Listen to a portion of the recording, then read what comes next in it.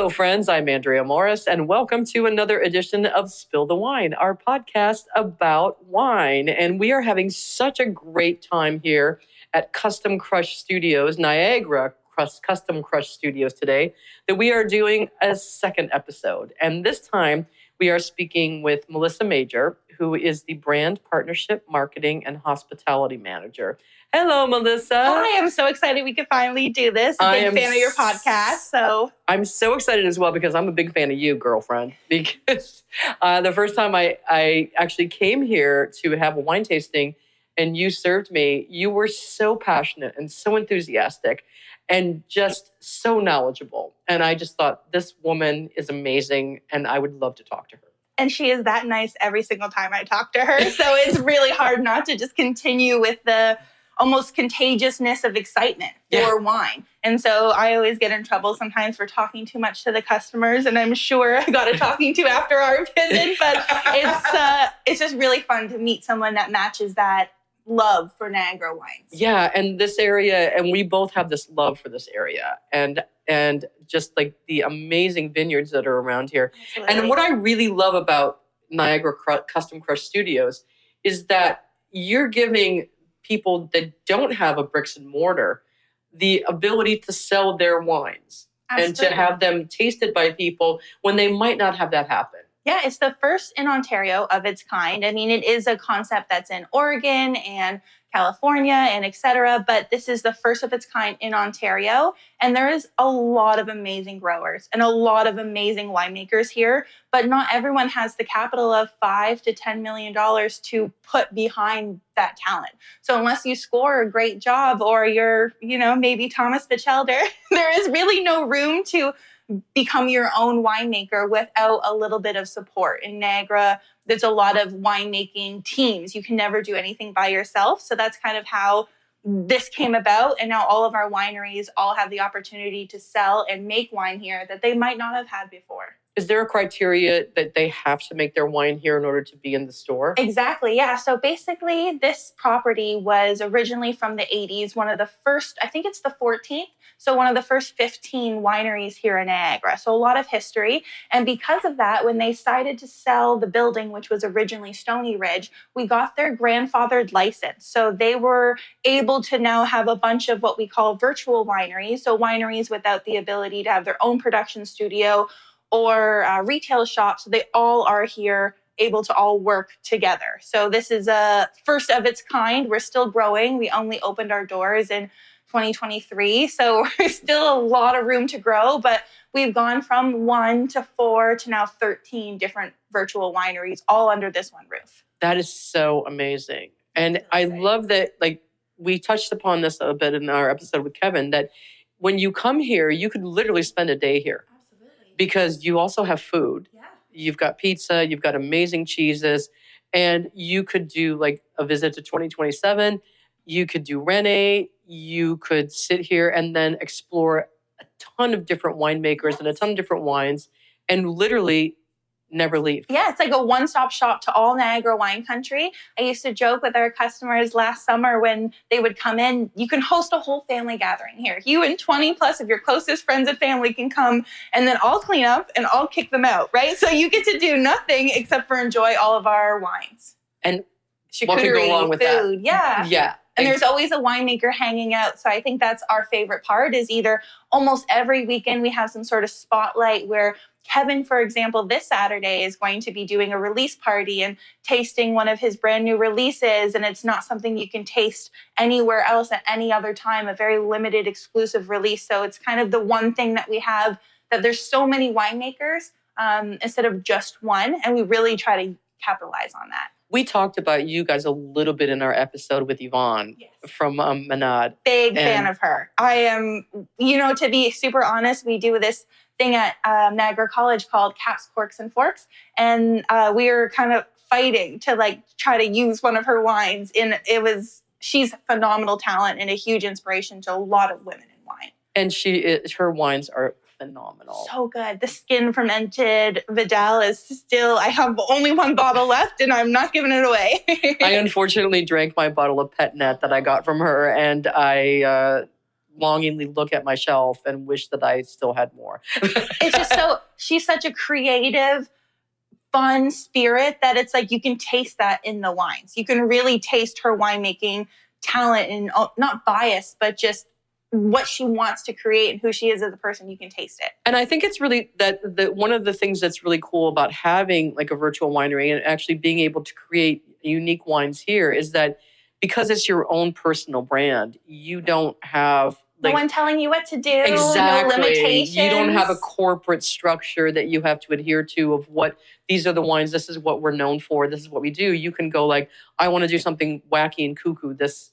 And see if it works. Like, for example, Kevin, he was our head winemaker for the past year or so. So he's been able to help create multiple different wines, including, for example, he's the winemaker of Juice Wine Co. so far. So he is told, hey, I want to make this style of wine, and he'll make it for a client. But then he has his own brand where he really gets to utilize his own style, his own rules, what he wants to do, what he doesn't want to do. And he has a very beautiful, minimalistic style where you're really tasting the purity of the vineyard, where other people have a completely different style. So it gives him the ability to really show off his talents in his way. Do you have a criteria for what it takes to actually become a part of Custom Crush as a winemaker? Yeah, that's a great question. So originally it was kind of such a small business. We want to help everyone.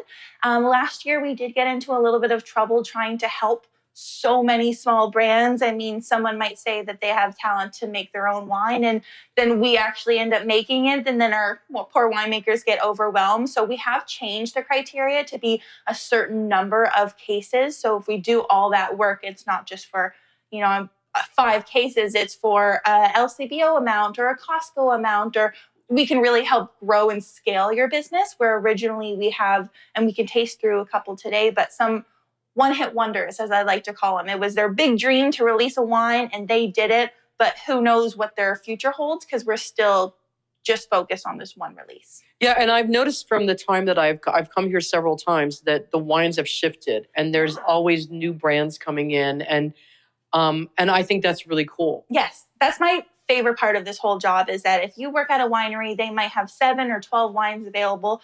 But I got to be honest, once you memorize those tasting notes, the conversations are very repetitive and you don't get that fun inspiration like we had in our conversation, where I don't care if you don't like Chardonnay or you only drink sparkling. There's so many to choose from here. And even if I didn't have the bottle, I would be more than happy to send you to someone like Yvonne if I thought that was more of your preference. So here we're just trying to bring names to Niagara and showcase our current talent.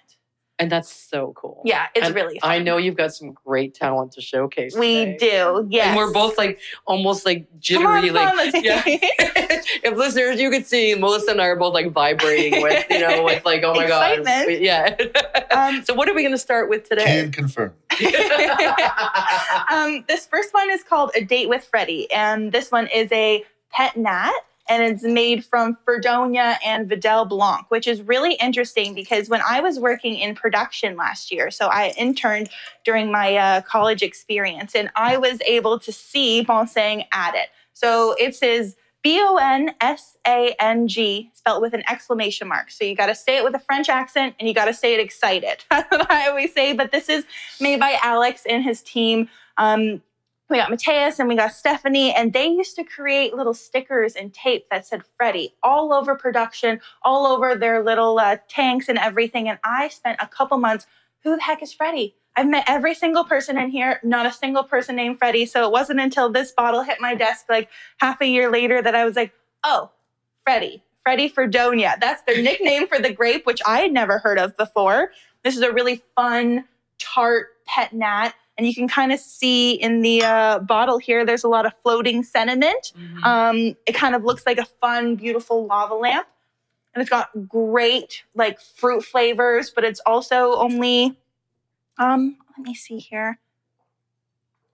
Really low alcohol, very low sugar. It's just a fun, refreshing sip. That's a nice palate cleanser. Absolutely. It's got a little bit, I taste a little, it's like cranberry to me. But this would be great. I've got American Thanksgiving coming up. This would be really great to have with absolutely. What's really, really cool about this specific brand. I love that the sediment is even in the glass. Yeah. And they're very big on all natural ferments, specifically using more hybrid grapes, things that grow naturally here. Vidal, Fredonia, they've also done Concord Pet Nats, 100% Concord with a little bit of honey. They've also done piquettes. So really, really fun style that they have chosen to emulate. Very different than any of the other brands that we have. And just in case someone's tuning into the podcast for the first time and doesn't know what a Pet Nat is. Yeah, just explain that absolutely. A little bit? It's kind of more of like a historical, natural way to create sparkling wine. And a lot of smaller artisanal brands that are really starting out will choose to do something like this because it is easier to bottle. Basically, it's all happening within the bottle. So you basically make the wine, bottle it, and it's almost good to go right away. So that's kind of the idea, but it's a sparkling wine, not too fizzy, with a little bit more fruit forwardness than you would typically expect. And a wild fermentation. Wild ferment. Very, very nice. Most of the Blanc wines are naturally. With the Pet Nat, this is an interesting question. Is there a time limit on how, do you have to drink it quicker than like when you have champagne, you can age forever? That's a great question. But can you age a Pet Nat? Honestly, because it's still fermenting. I have been. I feel like specifically when it comes to like Mako, I don't want to drink it. I want to see what's going to happen with it. I don't know if there is a lot of studies on whether it's better or not. There's always that risk you're taking, basically. But it also depends on the varietal. And then my biggest thing is the color of the glass. So this is not meant to be aged. You can see right through it. The light will affect it within a year or so. You can't put it in your front table in front of the window, but there are some, I'm sure, that would be amazing that are aged. So it depends on the intention and then also what you like, your palate. Do you prefer it to be more fresh? This to me is more of a fresh drink within the next year or so, but that doesn't mean if I keep a case that in a couple of years, maybe 10 years, it won't still be delicious. Well, you'll have to do that. We'll come back in 10 years. Yeah. I've never thought of the color of the bottle being a major factor, and that makes a lot of sense. That's just how light, temperature, all these things will affect it. So that's an interesting point. Well, that's one of the things that I specifically offer here as a brand contact is if you wanted to start a brand, what cork are you going to use? What color glass? What sort of labeling? Are you going to do it where the label's all stretched around, or would you prefer to have more of a picture style label? Or we have a label here by Inferno Stallion that's completely AI. He's a sommelier. He typed in all of his information. So there's a ton of different options that is out there. And so if you're not sure, it can be really overwhelming. So I can then step in and explain, beautiful bottle, but if you were looking to age it, it might not be the best solution or whatever. Yeah. What sort of wax to use, if you use wax at all, what sort of corks you should use, how many you should be making, whether it should be more or less. We had a meeting with someone the other day who mentioned, I'd love to get into Costco. Great, we're going to need 200,000 bottles. We'll need to meet their demand. So there's a lot in the industry that even as a brand owner, people might not be aware of. So that's where the Crush steps in, and we offer marketing or consultation services to help you achieve that dream. Controversial question: screw top or cork for aging? What? Because some people, I've heard it can age with that is a great question, and I'm sure people have different opinions. But from my research, it's very limited difference. If your storage conditions are optimal and it's the same grapes and the same bottles, a screw cap is not going to negatively affect that aging. To be fair, though, we've only started using screw tops with more efficiently in the past 10 or so, 20 years. So we don't have that same research on how long. So we've only had 10 or 20 years. But I've had a lot of great wines that I've aged with both a cork and a cork with a cap. But the cork is more likely to have issues. So you can have mold or there's a lot of, so it's a hit and miss, where this looks honestly classier, looks more expensive with the cork. So I think that's why people lean towards it. But there's not an unlimited amount of cork in the world. So people are starting to switch to more screw top, which I personally prefer. But there's also that cork varietal too. There's a different sort of cork where it almost feels like it's a plastic cork. Yeah. they're making it of different materials True, I've now seen that that. we're I've seen that. running out of forest. So there's a lot of different options, and there's some that I'm even completely unfamiliar with, where I've seen different tops where I'm like, oh, or I've seen different style wax. I'm like, oh, what does that do? I'll have to get back to you. So it's always a learning experience, but my personal preference is there is no real difference. It just depends on And they you want to can't open really that cork. recycle corks, can they? Or can No, they? you know what? We've been keeping our corks, and then once every couple months, someone will come in and say, thank goodness I have a craft project. But that's how I recycle it. Right, yeah. You know what I do?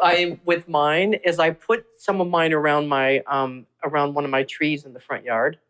But unfortunately, it's a lot of the neighborhood dogs come and think that they're play toys. But it actually has made the tree grow interesting. a lot taller because of I guess the cork kind of actually help with the moisture. Cool. Yeah. Yeah. So it doesn't like absorbs all that moisture, so it doesn't like Flood overflow. Yeah. Cool. Last year, our cellar hand Kathy actually made decorations for a Christmas tree, like little angels and stuff like that out of the cork. So there's a lot. You can make your own cork board. Yep. A lot of fun wreath. style, but that's my way of recycling. Is I wait for one of you customers to come in and ask me, and I got at least 10. Well, I've got a bag full, and I don't know what to do with them. So We'll start a donation. Okay. Yeah. Corks are us. Yeah, we have charcuterie here. We have amazing winemakers and wine, and also corks. There you go. You got it all right here, Yeah. girlfriend. Well, I enjoyed that Pet Nat. That was a nice way to start off. Yeah, it's a fun, refreshing, and it's great palate cleanser, like you had said. And I love to use organic and natural wines as a conversation starter, or to impress people that are really into wine. It might not be something that they've tried before. They complain, they love it, they like it. I don't care. It started a conversation. Right, So that's right. why I love these Balsam wines. Yeah, and that's a really fun Pet Nat, and the label's fun too. A date with Freddie, it's like you can have a date with yourself with a little bit of Freddie. It's like, or you could say as a single person, "What am I doing tonight? I'm having a date with Freddie." Yeah. You Who the heck is Freddie, and when is he ready for our date? Just got to pop that top, and he's ready. All right, what's up next, Melissa? Well, we have a great brand called Unscripted, and you can recognize their label because it's a full wraparound label, like we had mentioned before, and it's actually a handwritten script that says Unscripted. So the story behind the label and the brand is Marco Piccolo, who is our CFO, CSO. He's all of it. He's here all the time, but he's also the CEO of Chateau de Charmes.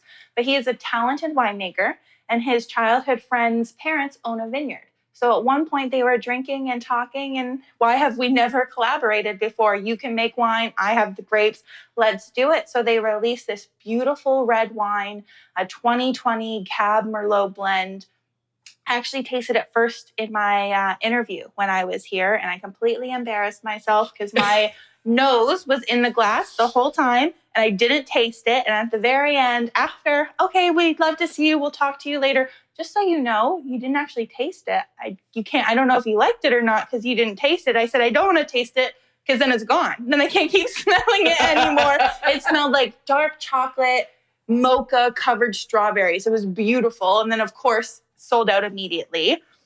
So this one here is a Sauv Blanc from the same line, from the same label, living your life off of the script. So this one here has more, I would say, warm climate features than you would typically expect in Niagara or in Ontario or Canada anyways. This one has dried apricots. It is, it's so crazy to be a Niagara Sauv Blanc and then have these beautiful aromas Stone and fruit. flavors. Very stone fruit.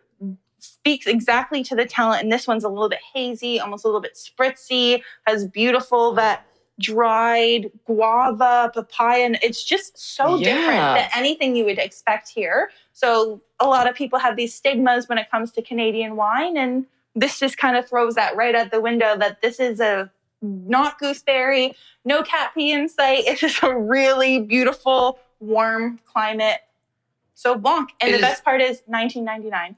Wow. $20. That's amazing. Yeah. And because there's so much stone fruit on the nose of this. It's so beautiful. And almost there's something else outside of the stone fruit. There's something else that's like, I like to think of it like honeyed cantaloupe, slight sweet. Now, the wine itself is not sweet, Not but at it all. kind of has that aroma of a cantaloupe, but sweeter. Just a little bit of drizzle of honey on it. It's just really beautiful perfume there. It's gorgeous. And you can really taste the apricot in that, which is interesting for a Sauvignon Blanc because you don't associate apricot with Sauvignon Blanc. No, it's not the fruit I usually smell and taste. So a lot of people, they're like, oh, what is this? Where did this come from? And it is 100% Canadian, 100% Niagara. I know, it's kind of like that whole, like, remember that Saturday Night Live? What are you doing? Yeah. what? Stuart? Is it really just is? Yeah.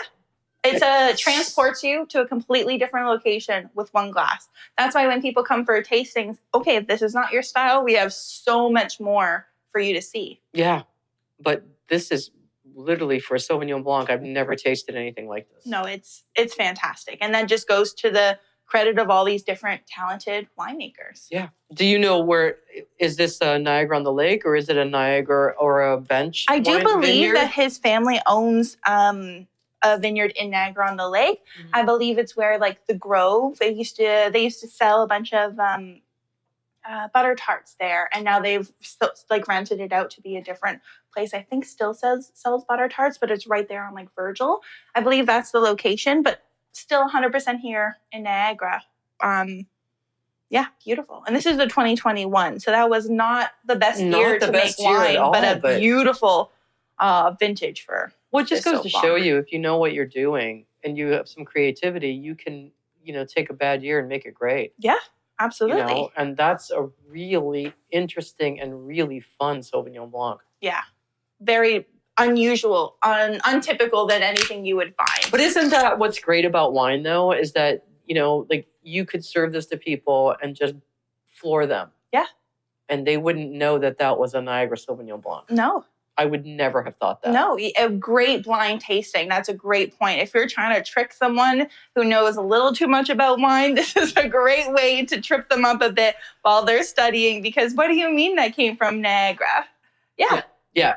Absolutely. All right. That's the trickster wine. So next we're going to get into some Chardonnays, which for me is personally hilarious because about a year ago, I was definitely part of the ABC I hate Chardonnay. Ugh, what do you mean we have to try another Chardonnay in class kind of style? But my opinion completely changed when I started working here, but specifically working with Marlies Byers. So she is a phenomenal winemaker from South Africa. She really took me under her wing for no reason at all. There was nothing for her to gain, only for me. And she took me aside, showed me how to do everything that she was doing, and it really made me appreciate Chardonnay in a completely different way. Chardonnay is the winemaker's grape, as we call it. So depending on who that winemaker is, each Chardonnay can taste completely different, which is my hope today, to show you 3 different styles of Chardonnay, all made here in our facilities, but by completely different winemakers.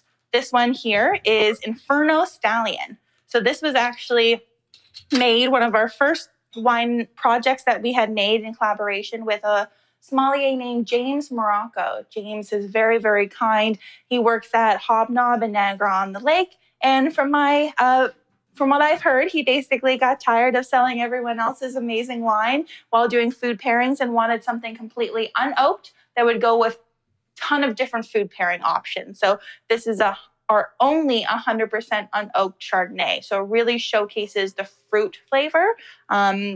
And this is the label I was referring to that is 100% AI. So we got a beautiful racehorse here, which I believe is referring to the racing electricity, the racing acidity. We have electric blue here for the electric acidity. It's got a lot of beautiful pear, apple notes that isn't too overwhelming for any food pairing options you have. Which is kind of funny because I would picture Inferno Stallion to be a red label because you're thinking of fire. Absolutely. Whereas with the blue, it kind of like... Well, blue can be hot too. I was going to say, yeah. A little bit hotter. Blue is actually hotter. Hotter, yeah. But your mind automatically goes to blue is cold. Absolutely. But this is a really interesting Chardonnay. And I got to tell you, with the blue color, when you open a case and you see all those beautiful electric blue tops, it is gorgeous. That would make a great T-shirt. a very fun. Yeah, I think they should put the horse on a hat. Like, there's a beautiful merch. My first car was a Honda Civic. It was a 2000 Honda Civic, and the color was electric blue. And I know it because I had to get some like touch-up paint, and the paint color was called electric blue. And when I see the label and the color there, I'm like, that's my car. That's my car. That's my old baby. You know? Yeah. It's like, miss that girl, oh, we'll take that baby home, mate. Can't anymore. She sailed. That ship sailed. But the old Honda Civic. But yeah. Well, here's to your Civic, Lukas. Yes. What was it? Inferno and Inferno Stallion. Yeah, a really fun name. They even named the horse on the label. His name is Ranger. So it's got a lot of fun, interesting stories. It just shows you what AI can do. If you have no idea what you want your label or he does beautiful tasting notes, and he gave us exact instructions on what he wanted his wine to turn out to be. And then everything else kind of gave it to us. And then he'll come in ever so often and do some tastings here and promote his wine. And he's actually donated some wine for this season, him and Angela Io from Juice Wine Co. So we can do free mulled wine every day until the end of February. We're hoping to get more people, get more traffic in for free mulled wine. So that's all because of the brand's donations, which is really awesome. And it's a really light color for a Chardonnay. Beautiful. It's very, very, like, it's almost translucent. Very pale. Very, very pale, but very approachable. Yeah.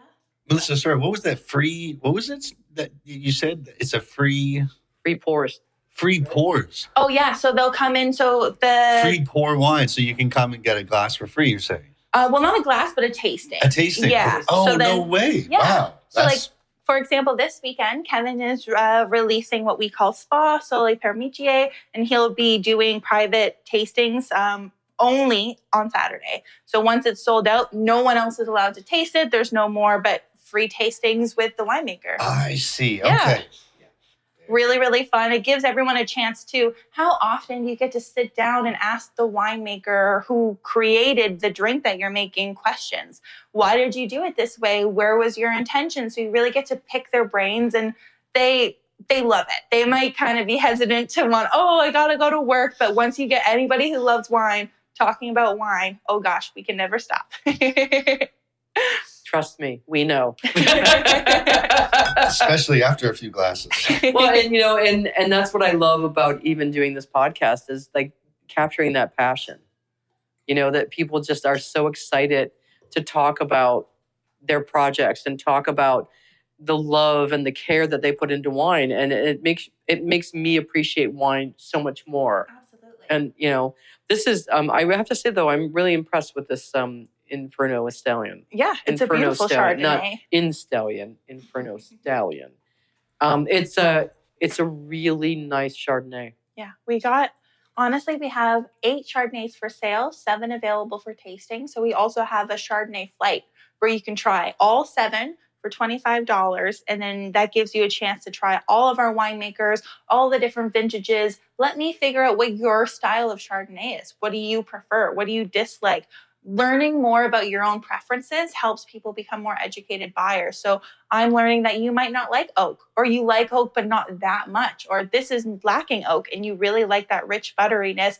Now I can give you that information. And even if you decide not to purchase here, you're now more well-informed for your future. So there's no, I don't like Chardonnay. Let me find you a Chardonnay that you like and we'll figure it out. And when you referred to the ABC thing earlier, that was, for the listener that doesn't know that, it means anything but Chardonnay. Yes, anything but Chardonnay. And so many people have that mindset, but the reality is what you're saying and what I've been trying to preach too is like, it's just you haven't found the Chardonnay that's right for you. Yeah. And keep trying, because you'll find it. Absolutely. And once you do, you'll embrace Chardonnay and be like, and I would say that prior to doing this podcast, I was of the Chardonnay poo club. Like, I liked Chardonnay, but I'm like, whatever, it's, But then the more I've done this podcast and the more I've tasted Chardonnay and like had conversations with people that are so like almost effervescent about their Chardonnay and just bubbling over with excitement, it just makes me appreciate it so much more. Absolutely. Yeah. Same exact reasoning. I found Chardonnay a bit boring. Of all the fruits, cherry, raspberry, like yellow apple, that's the most boring of all the fruits. But then you start to get into it and it's like, well, yeah, but poached yellow apple with a hint of cinnamon, with a little bit of honey or buttered. And once you start to get those layers, you really appreciate the nuance and the effort that the winemaker went And then in. you get to those Chardonnays where it's like Kelly Mason's Chardonnay has that pineapple that's just mind-blowingly amazing.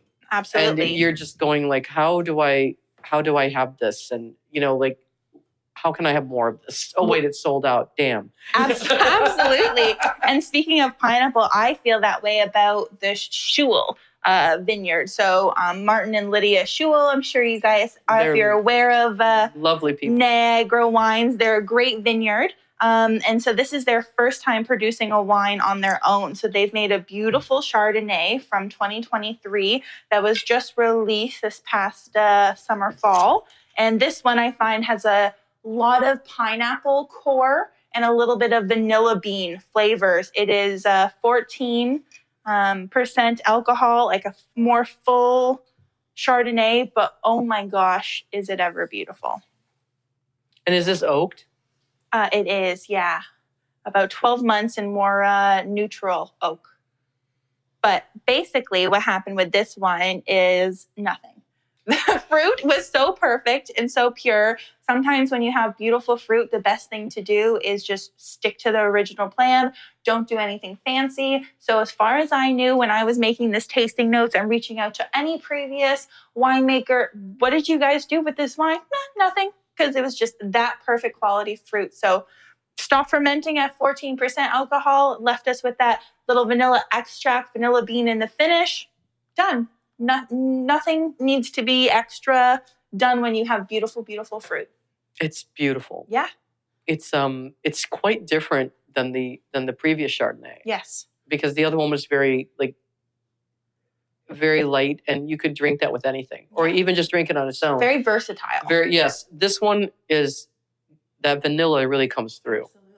I like this kind of apple crisp or something a little bit more buttery and vanilla, like just so beautiful, not sweet, not too heavy in the oak, just very simple, beautiful, exactly what you would want for dinner. The nose is a little sweet, which is deceiving because it's not at all sweet when you taste it. Yeah, that's why I like that. But brown the nose sugar. has that. You're right. But that nose has that little bit of sugariness on it, and then you taste it, and it doesn't have that at all. But the vanilla is very. And I'm a sucker for that. If the aromas are sweet and candied or brown sugar, and then the wine is super dry, oh my gosh, that's the type of wines I like to make. Yeah, this is, and you were kind enough to let me try this when it first came out, before it was even available for tastings to anyone else, and I was like, oh my God. Yeah.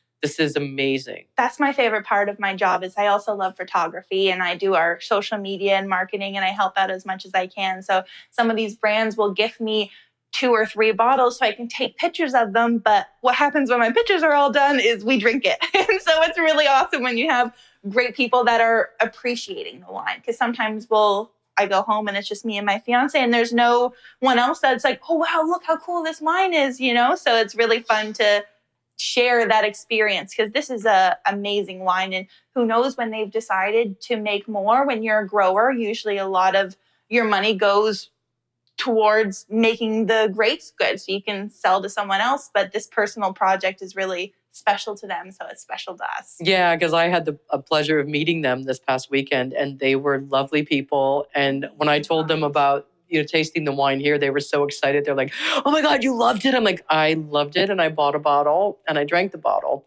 So that's your proof. So I was like, yes, I really enjoyed your wine. But they were so happy to just talk about they talked about like the growing process and about why they decided to make the wine. And it's so much fun when you have that experience. We just accidentally bump into someone and they just start. Such a small world, especially the wine world. Mm-hmm. Yeah. Yeah. It's like everybody knows everybody, and everybody knows someone that drank someone's wine, and it's fantastic. Absolutely. Especially with them. They're good people, and they're well known in the community for being great vineyard growers. And then now to have this experience when we had their brand launch, I saw a lot of people that were basically a who's who of Niagara coming to support, which is really, really awesome. Where's their vineyard located? Oh, that's a great question. Is it Niagara or Bench? Lincoln. Lincoln. Lakeshore. There you go. That's why it's great. Yes. Yeah, love that. Now, it's really so good. This is not to say favorites because all Chardonnay has really grown on me, but the one that really changed my mind is our next big hit is the Long Way Home. This is the one I was referring to, made by Marlies Byers. So she has a fantastic history of coming from South Africa. She grew up in the apartheid, so she really had no chance to taste international wines unless someone's smuggled a Bordeaux out to her until she moved here. And then she immediately joined the big leagues tasting groups like with Thomas Batchelder and such. And she has since worked at Hidden Bench and Flat Rock. She consults for multiple wineries all over the world, including 2 head winemaker jobs in South Africa. So she is a very, very talented winemaker. She has a release party coming up. By the time this podcast, I'm sure, is released, it's already out. But Marlies last year during my internship made a Chardonnay, an oak fermented Riesling, and a Pinot Noir. And so I was able to help her make an oak fermented Riesling, which is one of my goals. But on my very first time interning in the cellar, now when I say help, Marlies did 90% of it, and I might have held a flashlight or went to go mix the ingredients for her. But that's how I learn, is to help out and do it. And so my love for wine and her kindness during my experience has really made her wine special for me. So we're really excited. And the 29th and the 30th of this November is her official release for her first Pinot and her first Riesling, which is very, very exciting. Oh, that is exciting. Yes, you'll have to come to it. We'll make a plan, but it's really, really fun to... it's almost like I made the wine, and now I get to throw a party to sell it and then help make it sales and do all the marketing. So it's fun to be part of from the beginning to the end of this product. Now let's get to tasting because it is, did you get some as well? Okay, perfect. The color on this is different than the previous 2. It's a little more golden. And the nose is, oh my God, there's pineapple that's hitting me right in the face. Yeah, and it's a lot of like really awesome, very tropical. Yeah, acidity beautifully stands up despite the oak. I think that's why I'm really interested in Chardonnays more lately, is I've really kind of grasped onto that more acidic approach. Less heavy oak and more subtle, subdued, very elegant style of Chardonnays. This, to me, has like a Caribbean vibe to it, just from smelling it. I feel like there's guava, pineapple. Very fruit-forward, great conversational piece, but also just feels like you're drinking with a friend. But ironic that it's all on the nose, yes. and I'm not tasting that. No. But the nose to that, to me, is just so tropical. Yeah. But the taste is completely different. Yeah, it's almost perfect. Like you want more. Yeah. It's almost like you're having like a salty fry, and you're like, oh wait, I still am. And that's the perfect. I mean, that's why we finished these glasses. This is why this bottle lasts forever. It doesn't last long. And the label on this bottle, listener, is really, really cool because it's like a forest. And I know that you said that like there's like little the artist has her son, her kids and her husband and herself. So there's 4 faces in one of the trees in the label. I see that when I look at the label, and that's like what is so cool about it. It's just a really fun optical illusion. And I remember that when you told me that the first time I met you, and then looking at it, it's such an approachable wine. And I'm sure she didn't do that in any sort of way for this, but I like to use this as like, if bachelorette comes in, at the beginning of the tasting, they can definitely spot the faces. At the end of the tasting, what faces? What do you mean? I don't know. I can't see my face. But it's a really fun label, a lot of creativity, but it's really the beautiful Chardonnay. This is the first Chardonnay I had that I really loved. I have at least a case at home right now, which is crazy for someone who has way too much wine. And it's just one of my favorites to convince you if you don't like Chardonnay. This is a very approachable, good starting Chardonnay to really show you what it's capable of. But it keeps evolving. Every time I have a taste, it's different than the taste I had before. And what's really, really awesome is Marlie's actually got awarded a gold medal, which is like brand new breaking news to us, just happened last week for this specific wine. So they originally voted it as silver through Wine the Line, and now they've redone it and they voted it a gold. So that was something that recently happened. So we're very excited.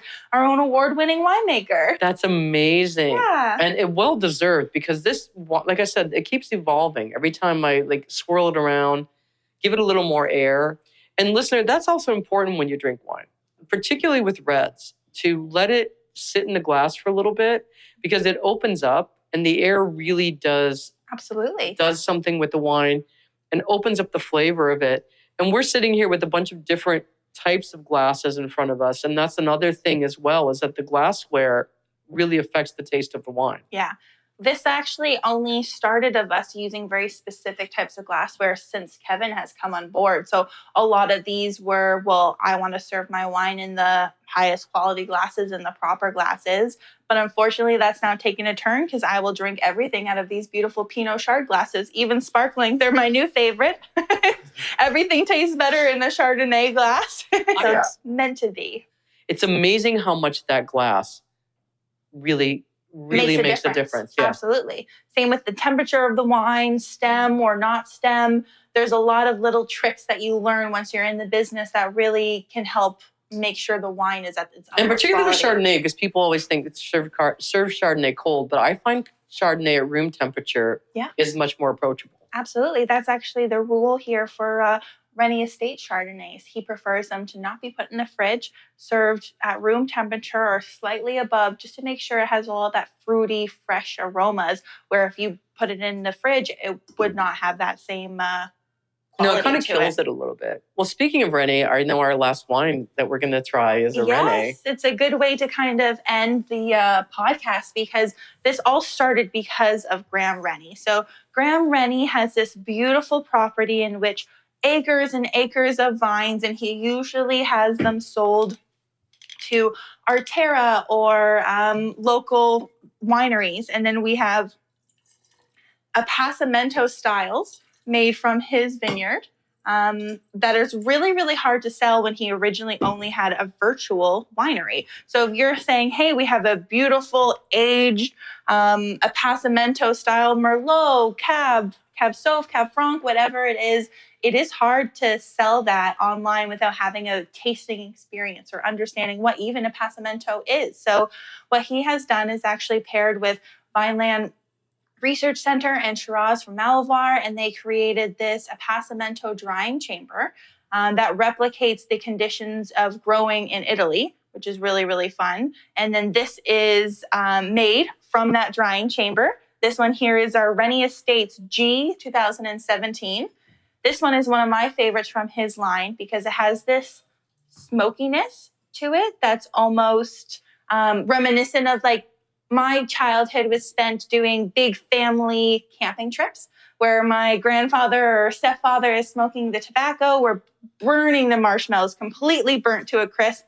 And I get that smoke of like the hint of marshmallow, that hint of campfire, where it's really bringing back those memories. But that's where you get the deep, rich complexity from the appassimento style.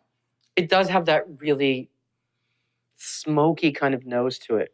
Yeah, it almost smells like a sweet smoke and then tastes like a really smoky dark cherry, which is so. Really what are the fun. grapes in here? So this is Cab Franc, Cab Sauv, and Merlot all blended together in 100% appassimento. And they've lost about 35% of its liquid. So it's a beautiful wine.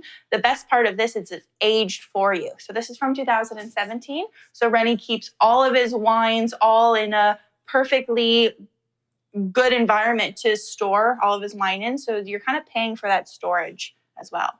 Yeah, because if you had to do that on your own. Yeah, cellaring yourself. I don't know if I could do it. If I knew there was a Rennie in my basement, it'd be open. So he's very, very lucky that he has this set up for him. But yeah, this all happened because of him. None of these other brands or wines that we would have tried would have never come to fruition or had the same chances without him and his wines and his passion for the Niagara wine region.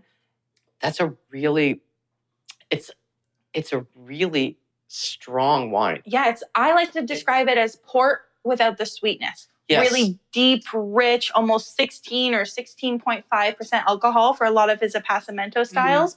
It's not a Tuesday night wine. This is a impress your boss. This is a holiday dinner. This is a step above. This is a, hey, you guys, want to taste something awesome? Yes. Kind of wine?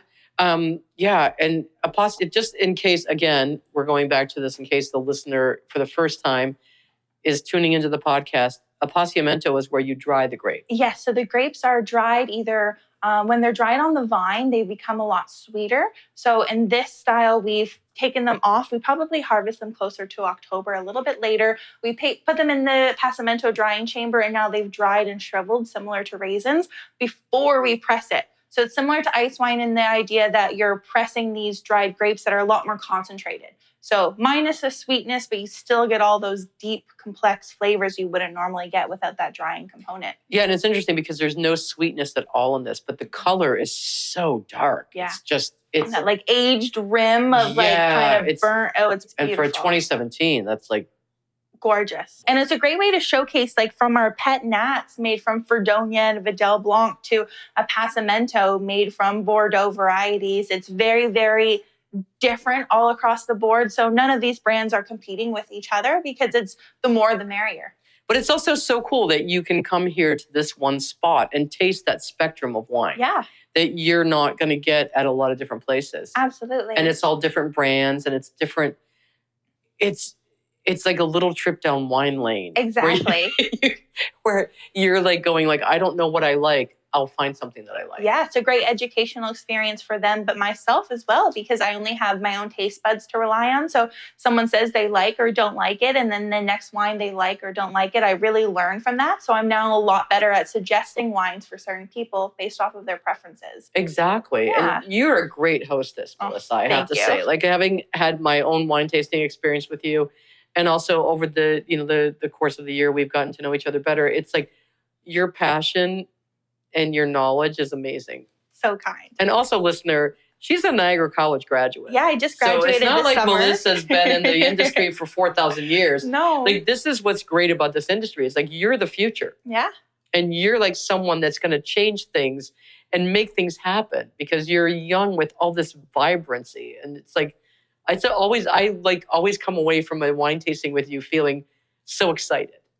And I love that. That's really awesome feedback. I find that conversations with anyone that's enthusiastic about learning about wine, but specifically between us, really makes me, I leave the day feeling like, yeah, this is the right spot. Like I am in the right spot. I've done the right thing. You know, going to school when you're 29, 30 years old is a little scary. You never know if you're going to be in a classroom full of 18-year-olds and you're the odd one out. But Niagara College isn't like that. And they now actually have smaller courses where you can take just winemaking 101, where they'll give you the grapes and the yeast and tell you what to do, where I had to take it with the full course. So now I'm able to translate the winemaking notes and the stories into a more personal conversation that anybody can digest. Yeah. And you can learn all about that story when you come here to Niagara Custom Crush Studios and hang out with Melissa and try this absolutely wonderful like array of wines. Yeah, we have 64 wines currently, 13 different brands, and I'm sure by the time this airs,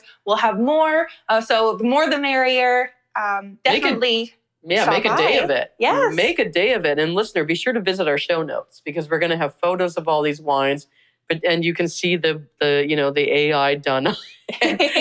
All the beautiful labels. And Lukas's car color on the bottle cap. And it's just like, it will have all these photos for you.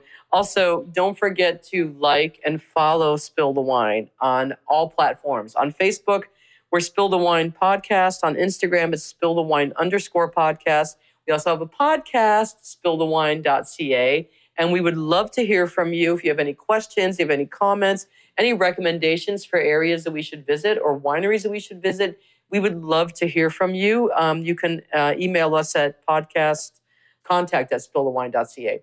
Yes, I knew that was going to, one day I'm going to get it all right. Anyways, we have had so much fun with you, Melissa. I have to say, for anybody listening, if you're unsure and you have a wine story, you should definitely be coming on her podcast. She is an amazing host. Both her and Lukas have made me feel so comfortable. This is my first time. I felt a little imposter syndrome. Again, I just graduated and now I find myself in this job and then hosting a podcast. Or a couple weeks ago, I was on CHCH. So this is all very, very kind. But if you have a story and you want to share, she is an amazing person to talk to, and this is an amazing platform to speak Thank on. you so much, Melissa. And let's say cheers. Cheers.